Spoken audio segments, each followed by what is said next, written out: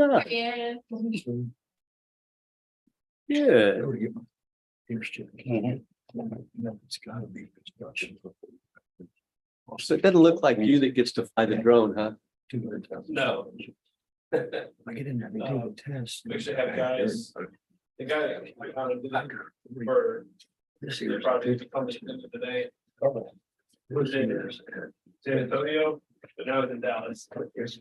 Oh, I mean, permanently working there? or just- 20% difference. That's where he Right. based out of, but They yeah, automatically go they're over, they're all over. for 60 Oh. days to go All from time. this tree. Is it too specialized to have an in-house person? Hey, Certainly. have 12 people. Yeah. 20%. You know Phil Hanley though, right? What's that? You know Phil Hanley, right? You know Phil? Oh, gee. Geo, CIA, This month's a Geotech. chance. Geotech, No, it's not that geotech. There's some kind of. Eris. non-cancerous Eris. cyst. Anyway, he's I don't remember. he Anyway, kind of got into environmental engineering a while back. Changes. Kind of had a slow start with his student permitting, 40%. Yeah. but he's got I a guarantee you. kind of a LiDAR drone, but he doesn't fly it himself. You don't want to go through that. Yeah. Well, I'm going to do that. we're ready when you are. Let's call to order the City of Port Aransas Planning and Zoning Commission meeting Thursday, July 27th, 2023 at 3:09 PM. Public hearing, Port Aransas Planning and Zoning Commission will conduct a public hearing on the following. Please limit comments to 3 minutes or less. We don't have anything. Number 3, citizen comments and reports. This time comments will be taken from the audience on any subject matter. Please limit comments to 3 minutes. In accordance with the Open Meetings Act, the Planning and Zoning Commission may not discuss or take action on any item that has not been posted on the agenda. Number 4, items for consideration. Introduction of newly appointed planning and zoning commissioners. All right, well, has everybody had a chance to meet one another? I saw everybody shaking hands. Do we need to go around the horn? Or are we good? Let's go around. Go around the horn for, I guess, for the record anyway, for those in the viewing audience there. So Richard, we'll start with you. We're going out globally. We are. The entire, YouTube as well, so. you are visible to the entire world. So they choose, if they chose to watch. you. It's going to get tens and tens of views. Exactly. My name is Richard Kay. I'm local here, live Paradise Point for about 7 years, local business owner as well. Glad to be here. Bill Strieber, a longtime part-time resident, moved here permanently about 2 years ago. Stephen Wilson, grew up here, been here 25 plus years now. Mike Dayon, who's not with us, but maybe he's watching. Maybe he couldn't stay away. So hi, Mike. Hello, Mike. Chad Schmidas, live on Oceanside. I've owned property in Port A for 20 years. I've been here permanently for 6 years and raising my 2 kids and enjoying it. Craig Scott, I've been here for 15 years as a full-time resident. Got kids in school and gone through schools there as well. I'm identical to Craig. 20 years builder. Came here for the school district. We did Nicole Boyer, been in the city about 10, this is my 11th year. And got a lot of kids in the school system. Like, we'll be here for a while. Rick Adams, Assistant City Manager, Director of Development, been here right at 30 years. Been doing this for just about a decade now. So anyway, You're thank you. in your 11th year. Into my 11th year as well. Yeah. So anyway, welcome everybody. Thank you. Truly thank you for stepping up and for your service. Like I said, it's not always I don't think it's always the most thankful position, but it's critically important. And like I said, it's very important. So I just want to take a few minutes. Nicole put together some stuff for you that you sent out in the package. Let me preface all this. I was going to ask. Oh, I'm sorry. Go ahead. Item 4.2, discussion on roles, responsibilities of planning and zoning commissioners. There you go. I jumped ahead. So again, she just printed you some things that were right out of our very searchable code of ordinances, as well as a pretty interesting Q&A from TML. We rely a lot on TML, Texas Municipal League. If we use acronyms and don't explain, please don't hesitate to ask us. There's like in a lot of things, we do a gazillion acronyms. So please, if you're not sure, let us know. We'll try to be mindful of that. But what we found has been really valuable for those that are interested in the past is that Texas Municipal League usually will put together some kind of webinar do it in the comfort of your own home or office, wherever it's comfortable, but really does a much better job than our city attorney could do, is just, kind of elaborating on the roles and responsibilities, certain legal nuances in the position and things like that. So the first time one of those comes available, which should be relatively soon, we'll forward that to everybody. Obviously, if any cost, the city will pick up the tab for that. But they're pretty good, informative, concise programs. So we'll certainly turn you on to those and encourage you to attend those. I think also for those that haven't, the new members, you've got an open meetings. We've all done it. No, you've all done it. Congratulations. Very good there. And then, like I said, I just want to say that despite some of the things that have been said or you've heard, the staff is here to support you. We don't get a vote on these things. We will advise within what we think are the constraints. We won't attempt to persuade. If we tend to if it appears that that's the case, it's not intentional, like I said, but we're here as a resource for you at all times, not just during these meetings, but in advance. So if there's an agenda item, let us know, come in. We all have an open door policy. We'll certainly do everything we can to advise you. That's our role, like I said, not to make these determinations, not to take sides with the developer builder, but for the most part to hold what we discuss here up to our code of ordinances and see if that's always our litmus test. And so, like I said, I just want you to understand what we're here to do. Should there be, we don't routinely involve our city attorney simply because of the cost. If there's something we feel may have some legal implication, we'll certainly bring it up at the time. If you feel that there's something that needs, that needs a legal opinion, that's fine. That would be something that you'd request as staff. We'd run it through the city manager because of the cost implications. But, like I said, any of those things, don't hesitate to just speak up. Like I said, we really all are on the same team. In a lot of instances, the role that you'll play is as an advisory board to the city council, as a recommending body in some instances, a component of the decision-making, i.e. platting.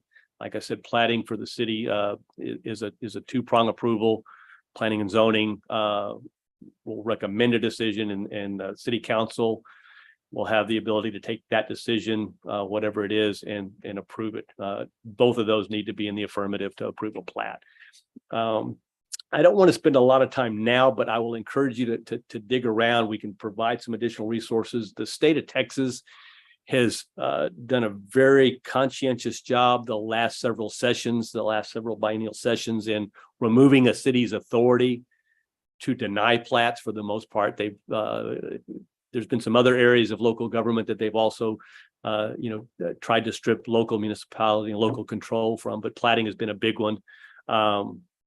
So like I said, probably simply put, if the plat meets city ordinance, then it has to be approved. That's not Rick, that's not the developer, that's just the way the state law is. That's very general, but it's not a whole lot different than that. If there are an issue that it doesn't fit, or maybe even if it's perhaps somewhat interpretive, that's fine. Those are certainly your decisions and your prerogatives. You guys are appointed to vote how you feel you need to vote. But I just want to mention that some of the things, especially platting, it's not so much local; it's a state that dictates statutorily what can be done, and we'll kind of advise you as we go. And like I said, but feel free to dig into what the state has done specifically regarding platting, because that'll be a big part of what you guys do see is the approval of plats. Can I add to that? Sure. I feel like we spend a whole lot of our time approving plats, or not approving plats, but for the most part. And those tend to be the points where the community, if they don't like the idea of something getting developed, you'll hear a lot of feedback from that.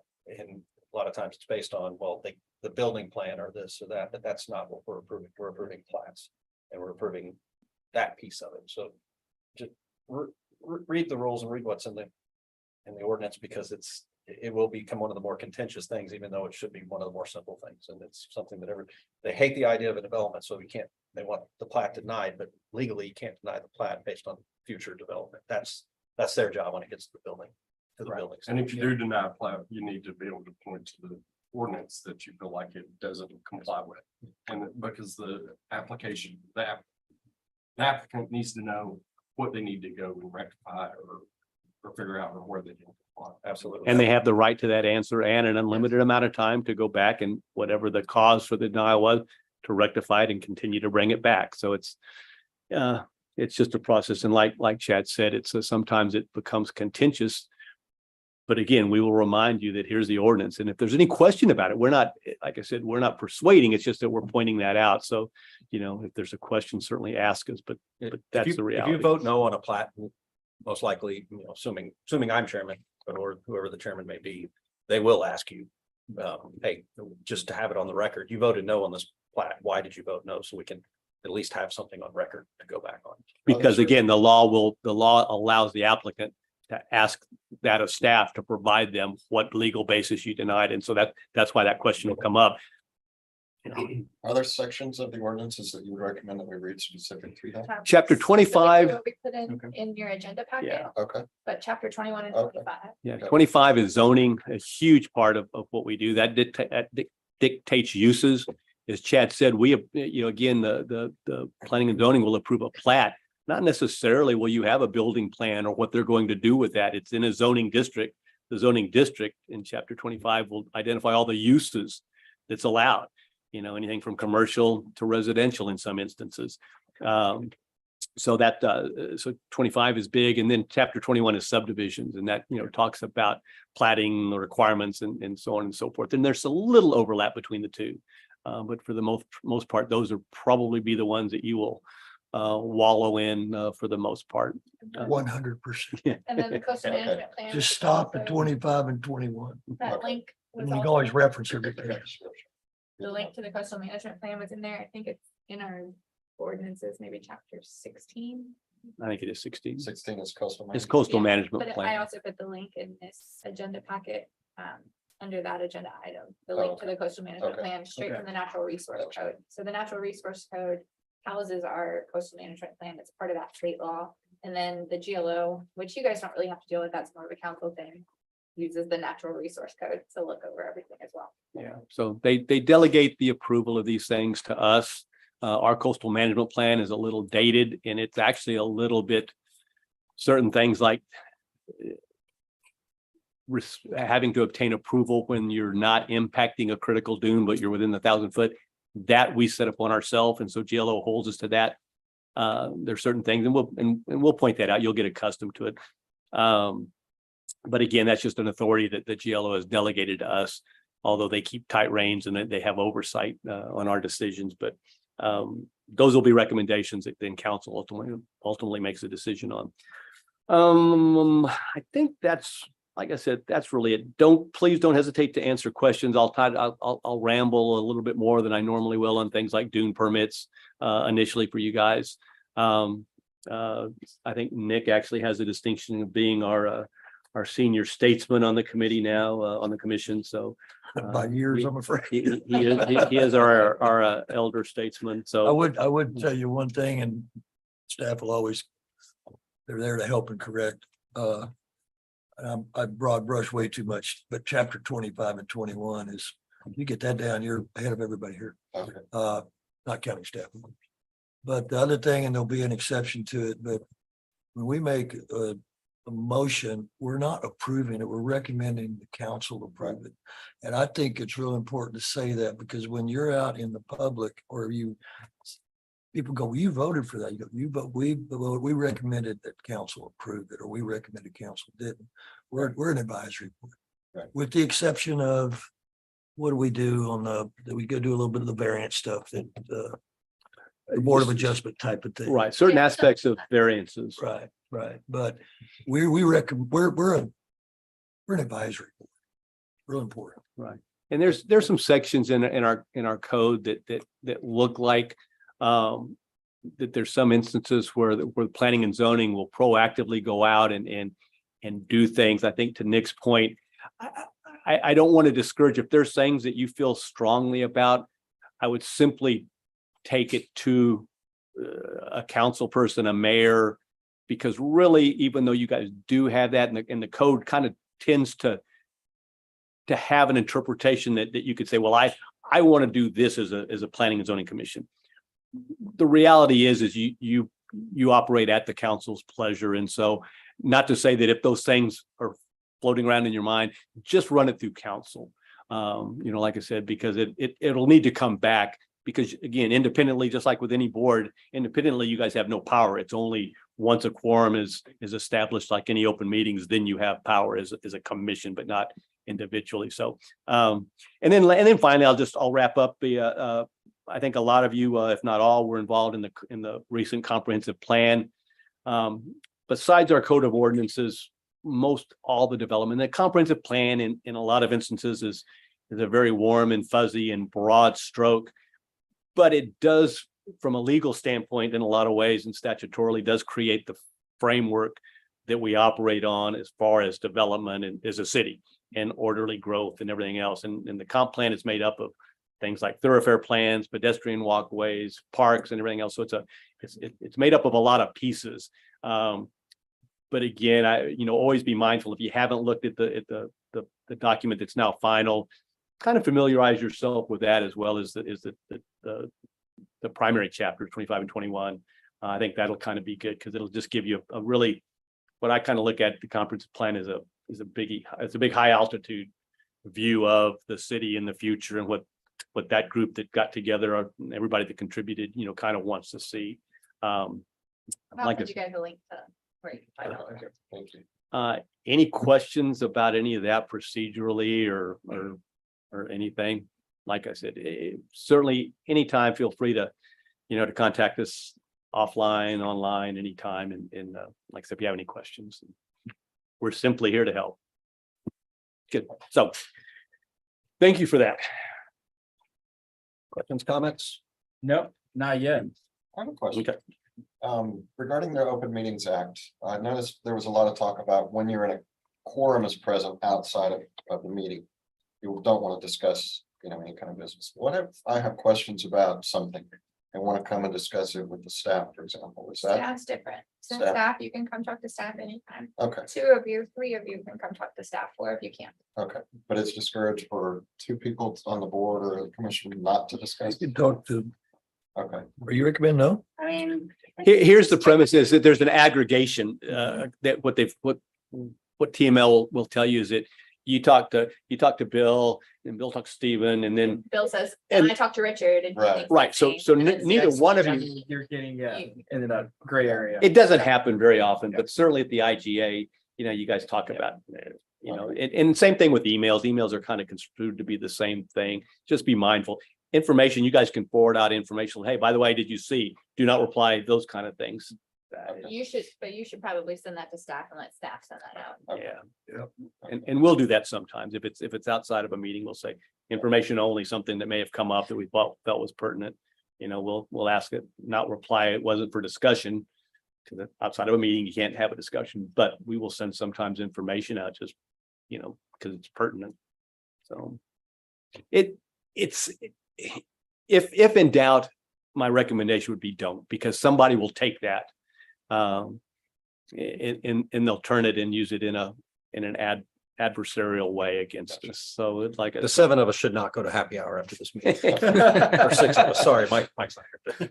But it doesn't, if you keep those things in mind, doesn't prevent you from ever talking to another individual committee member and absolutely not. about a subject. I've got a question about this, and especially like somebody like Nick that's been here so long. Sometimes you go to Nick and say, "What's this mean?" He's like, we did this back in 2010 and Yeah. blah, blah, No blah. group emails or anything like that. That's the, just individual conversation. okay, You're not floating those conversations to determine a consensus or a vote. Right. That's the case. You're not working outside the framework to make a decision on something. That's really I think what's at the meat of their concern with open meetings. Anyone else? Item 4.3, discuss and take action to appoint a chairman and co-chairman. I'd like to make a motion. Uh-huh. Those are my favorite. Chad Schmidas as chair and Mike as co-chair. I'll second. So Nick Lared has motioned for Chad Schmidas as chairman, Mike Dayon as co-chairman. And Craig Scott has seconded the motion. All right, so I'll call the roll and I'll call your name. The typical responses are yes, no, or abstain. Stephen Wilson, Yes. Nick Lorette, Yes, William Stryber, Streber, Yes. Richard Kay, Yes. Craig Scott, Yes. Chad Schmidas. Abstain.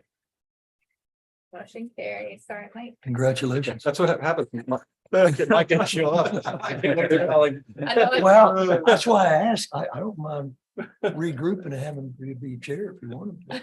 That'd punish him a little bit. No, he'll just have to do it next week. The next meeting when I'm not here. I told Oh, you're him- not here? I'm not here next Okay, week. good. Well, they'll get practice. Item 4.4, discuss and take action to confirm that BFDP 23-000766 is consistent with the city's coastal management plan. The applicant proposes to relocate the existing structure to come into compliance with existing codes and expand the single-family home. Applicant Sharon Doyle, 5D Properties, property location 2112 on the beach. So Stephen, I'm going to ask you to come up and kind of talk through the permit, but let me just kind of preface it a little bit and I'll do this each time. So if you look at the wording, to me, there's a very significant operative part to determine if the dune permit is consistent with our coastal management plan. That's extremely significantly important because the coastal management plan lays out really how all of this works. And again, the coastal management plan, although consistent and a lot of times in sync with the Natural Resource Code, which is under the authority of the General Land Office, as it is approved by the General Land Office, is the law. It's actually part of state law because it's adopted by the GLO as our municipal plan. So again, there's again, a lot of times you'll have people that say, well, we just don't need to, we just don't need to do anything in the dunes. We don't need to do this. And at the end of the day, we would simply say is that we've got a coastal management plan. Our charge is to see if it's consistent with that. All of these, let me rephrase that. Most of these dune permits, we've taken a different approach on a no dune permit, which I'll talk about when that time comes up. That isn't now. But for a dune permit, in almost all instances, the level of data that's needed and information that's required to make a good decision almost has to be prepared by an engineer that has LiDAR data, drones and stuff that can do topography, contour lines of the area that's impacted. And Stephen will touch on some of that. And this is a great permit, by the way. I mean, the level of information that we've gotten from engineers as of late is better than we've ever had before because of some of the technology. But it's almost in all instances prepared by an engineer. Then that is then referred to our engineer for review. If our city engineer, which our primary engineer is Jim Urban, is the applicant's engineer, then we send it to Hanson. They're our backup city engineer. But in either case, it's also reviewed for the consistency and comments by a second engineer. We don't have that level of expertise, nor do most people. If somebody on the commission does, even better, but generally they don't. And so I mention that because our city engineer, whoever it is, Hanson or Urban, are operating strictly with the city's best interest in mind. So we weigh that very heavily as staff. We would ask that you as well, because they are working on our behalf. They're not, like I said, they're not working for anybody else. So, and again, finally, I'll just kind of conclude with kind of the general aspect is that when you work when you are impacting critical dunes, the way the General Land Office looks at it, in the way we like to think of it, I think in a lot of terms, and Nick may have some, having been around a long time. But yes, you're going to go in a lot of instances, you're going to impact that critical dune. And there's going to be, and Stephen will talk about volumes and they, in cubic yards of dune volume, as well as square footage of dune vegetation, all impacted. The charge of the engineer, applicant engineer, is to find the best place that will substitute that, compensate, mitigate, and place that material that's been impacted somewhere where it's just as beneficial to the dune system. In a lot of instances, it can be even better than what Mother Nature did. A low point that's been there can be filled in. Vegetation for an area that hasn't vegetated can be put there. So that's always the goal, is that whatever's impacted is compensated for and mitigated, in addition to trying to avoid those critical dunes as best as you can anyway. Avoid the really high, big ones that serve a purpose, work around it. That is something that you guys can look at if you just really don't feel that's been done, and the reviewing engineers, that's your prerogative. You're voted to speak your mind. But I just want you to understand the process that several experts, not staff, has done this. So when we make a recommendation, it's only based on what somebody that with the technical skills, our reviewing engineer, has said. So with that, probably it's best to go ahead and talk through this dune permit and bear with some of the new ones. There may be some questions asked. Stephen's very good. He's been doing it a long time. I think It's probably done most of the dune permits that we've seen. in the Yeah, last in Several years. the exhibits here are some of the best that I've seen in all the years. They just get better. So like I said, take a little time and kind of explain the exhibits a little bit, because I think it is a credit to you guys, what you're putting together. I do You want to need my jump in here. I can talk through it. I want to jump in and say, so in this packet, I don't I put the original dune permit.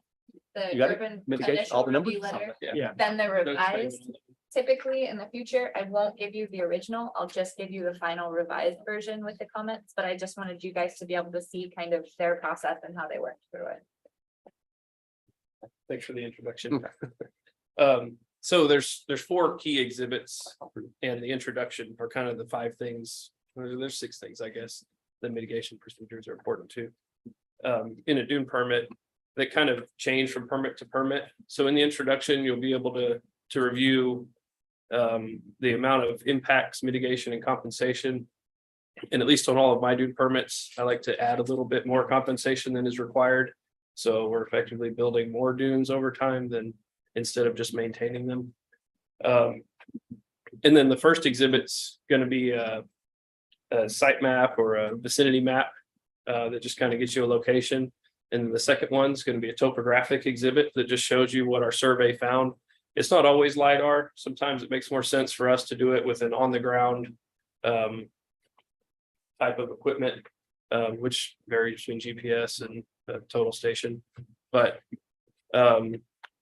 the third exhibit is the site plan, which shows you kind of what's being developed. Sometimes I include the mitigation compensation areas. Sometimes I don't, just depends on visually what works. And then the fourth exhibit is going to be the impacts, mitigation, and compensation exhibit. Different engineers will title these things a little bit different, but for the most part, they have all the same information.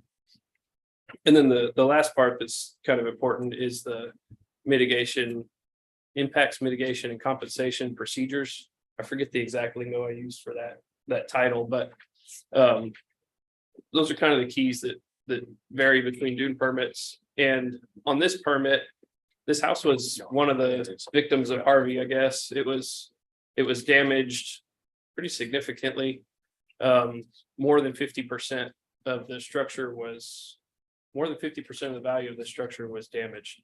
So there's kind of 2 things there. The homeowner didn't get it rebuilt within a year, or they didn't start or pull a building permit. I don't know exactly how that process works, but there's a period where they have some leeway to build existing non-conforming structures back. And then the second thing that happened here is the house is over one of the important lines for dune permitting called the erosion line. So you have the mean high tide line, the vegetation line, usually where the toa dune is, where they start. And then the erosion line is an offset from that line. And that goes kind of through the front of this house. So since that line crosses through the house, it causes a problem for dune permitting. We can't really get an exception for building a structure on this lot in front of that line. So the only option is to move it back. Well, moving it back is expensive enough that they might as well just reinvest in it. And so they're making the house a little bit bigger, and pushing it back gets into a dune that's behind the house. So we're going to kind of push that dune back and build it up a little bit bigger. And then they also want an additional dwelling unit, accessory dwelling unit. So that's going to be elevated a little bit, but the ground underneath that structure doesn't count. So they have to bring material in to compensate for the dunes that were under that. Can I ask you a question? Yes, Is the erosion line because of that where it is? I always thought whatever dunes were affected and moved had to go toward the beach. ideally they do. This one doesn't. This It's in the one, test. it's the first time I've heard. no, this. and that was actually one of the city engineer's comments. And Okay. I talked through it with him. I'm always for moving dunes towards the beach. Right. It makes the most sense in most cases. But in this case, it's flat in front of the house. Hmm. So there's no, like, we'd build a dune and just be like building a dune on the floor here, just be. There's no dune to tie it into essentially. Yeah, there's no way to tie it into the dune system. And then if I leave it more or less where it was, we're pushing it back. But the footprint overlaps the previous footprint, and we're tying into a dune on the neighboring property. So I think it makes more sense to do it that way in this case. And of course, it's a case by case basis. And the point on the map up there is actually on the neighbor's house. We're on the house just south. So they share a driveway, but that's the That's structure. okay. Yeah.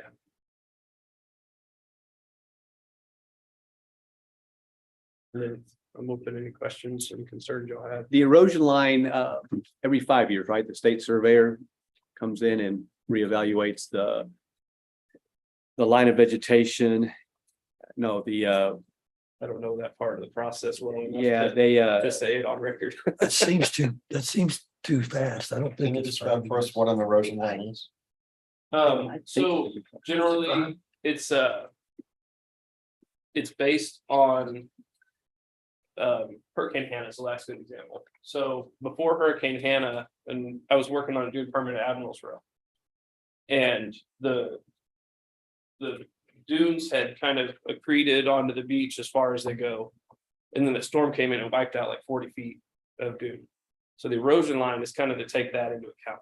That process didn't happen here like it did there, but that's the purpose of it, is so that when you have a hurricane, it can eat up, the assumption is up to 60 feet of the dune structure. And so the erosion line is placed relative to that. And it's not 60 feet, it's more than that, but it's based on that. 200.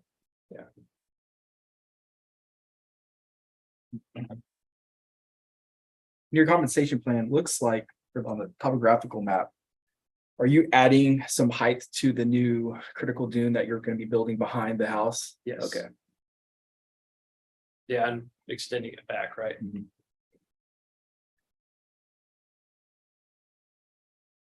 Question for us, not necessarily you, because you won't probably be involved with it per se, but once the compensation and mitigation is done, everything got a certificate of occupancy, but who ensures that everything was done as planned? I think Chad could probably Great speak to question. that pretty well.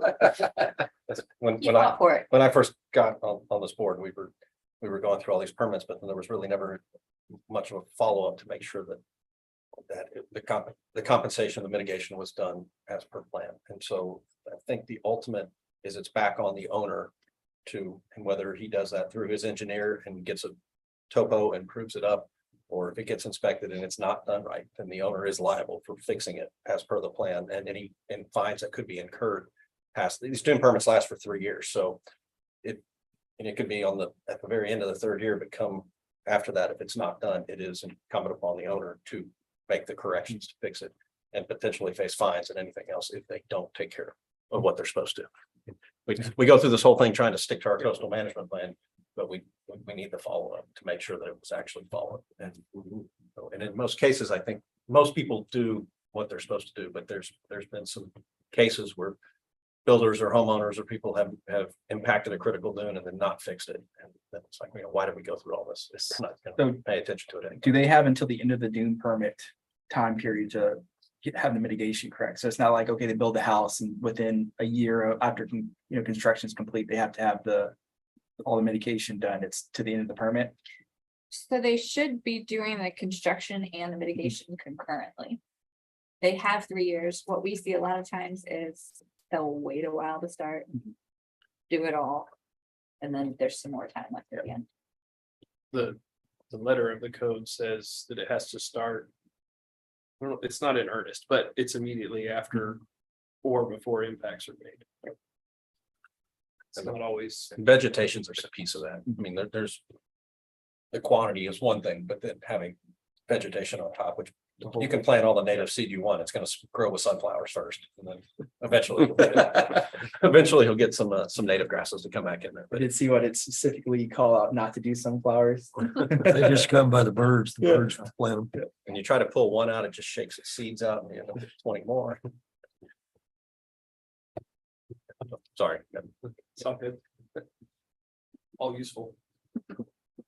And you can speak to this, but this one's pretty small when you think about the amount of volume. And I mean, it's under 80 yards, which Yeah, that's.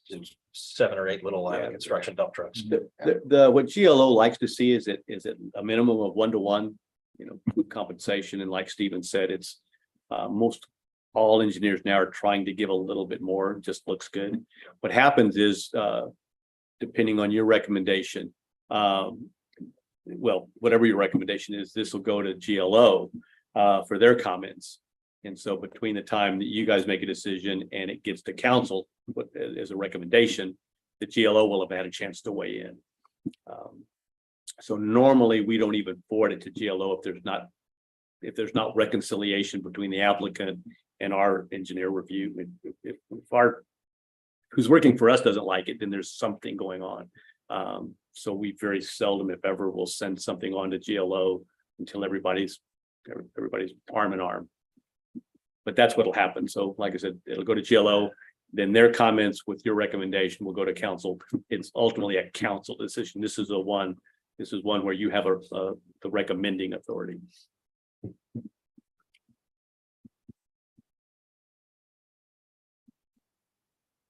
Anybody have any more questions for Stephen? Sure. I think so. Photographs, he did mention that, but photographs are also a big part of it too. GLO likes photographs. We like photographs because, we don't discourage you guys from certainly making a site visit. You're always welcome to do that. But I think again, the level of permits we've been seeing, really does a pretty good job with the photos. And of course, Google Earth and everything else makes it easy for you guys to, again, it's your pleasure to look at some of these ones. This one is pretty straightforward. Some of them get a little bit more complicated. There's some abstract concepts in the coastal management plan that we'll mention from time to time. One of which to me it's abstract is minimization. What does that mean? I mean, you have Cinnamon Shores and Palmillas that are building hundreds and hundreds of houses, but they could build thousands of houses. So that's their argument, is that, well, we're minimizing because we could build thousands, we're only building hundreds. It's same thing with the single type houses, well, we want to build a 5,000 square foot house. Is that when they could build a 3,000 square foot house, is that minimization? Like I said, somewhat abstract, but that is part of the plan and it is a goal. And at the end of the day, I think it's, like I said, the argument on that side would be, well, I could build a 10,000 square foot. So it's, like I said, there's some things in there that are a little abstract. Of course, the naysayers for doing anything will bring those up. Well, they're not minimizing it. Why did they, why couldn't they just build a 1-bedroom house? Just things that you'll see thrown at you at some point. You'll also see dune permits. People fight them sometimes because they're going to get their view blocked. I can see that. It happens all the time, so. But this one's easy because there's not a dune cut. It's already there. Yeah, already And there. there's a dune cut. And it's on the neighbor's property. Yeah. Sometimes if you guys aren't aware of utilities, I'll mention that too. As you know, the city doesn't own the water and sewer utility, obviously big ones for property. A significant number of these on the beach where your only access is on the beach do not have access, nor will the landward neighbors give them access for lots of selfish reasons, I suspect. But again, septic and wells are allowed for the water district. It's their lane. It's written into our plan. There's a whole lot of additional requirements and regulations that kick in on a septic system now. Water district requires a sanitation engineer develop it. But like I said, that becomes their authority. So what we've done now with the interpretation city council's kind of passed on to us is that they want that full-blown sanitation engineer septic system, if involved, before it goes to council. They want the water district to sign off on it. So that's a little bit new. But just one more thing I just throw out there as I think about it.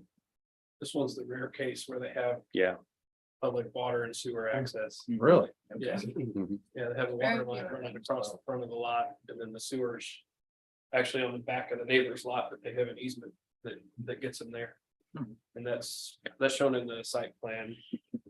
It's very rare. Do any commissioners have any questions, comments? Can I invite a motion?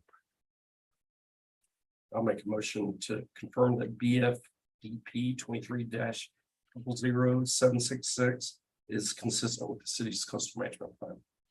Craig Scott has motion to approve. I second that motion. Stephen Wilson has seconded the motion. Nick Lorette, Yes. William Streeter. Yes. It's gonna take me a long time. That's Sorry. okay. You're not the only one. Bridget Kay, Yes. Craig Scott, Yes. Stephen Wilson, Yes. Chad Schmidt. Yes. Motion carried. Item 5, Planning and Zoning Commission comments and items for future consideration. Please don't run. Don't run away. I've been through worse. A reminder, we've got a meeting scheduled for next Thursday. I'll send that packet out on Monday. I'm gonna include, we've got a couple of unique things on there, so I'm gonna include some more links that explain this a little bit. I'll be watching from YouTube. Mike, will you Is charge? Mike gonna be here? As will I. Yeah. Good. Mike will efficiently run a meeting, so. And it's Rick's birthday, so he won't be here either. Getting your Well, birthday. it's not why I'm not gonna be here. That was sort of, Mm-hmm. we didn't anticipate this meeting, but I quit having birthdays. Oh, you did, and you're 66 years old. Only chronologically. Anybody else have any on the record questions or comments? We're here to help. And Yeah, like I thank you said, guys for being here. you guys have a good handle on that. We're not worried about any of you guys, but if you need anything, let us know. If no question is too silly. But well, some actually are, but we'll tell you. With that, we'll call to adjourn the City of Port Aransas Planning and Zoning Commission meeting for Thursday, July the 27th, 2023 at 3:49 PM. Good job, everybody. Won't always be this easy. No. Oh, yeah. Maybe it will. Who knows?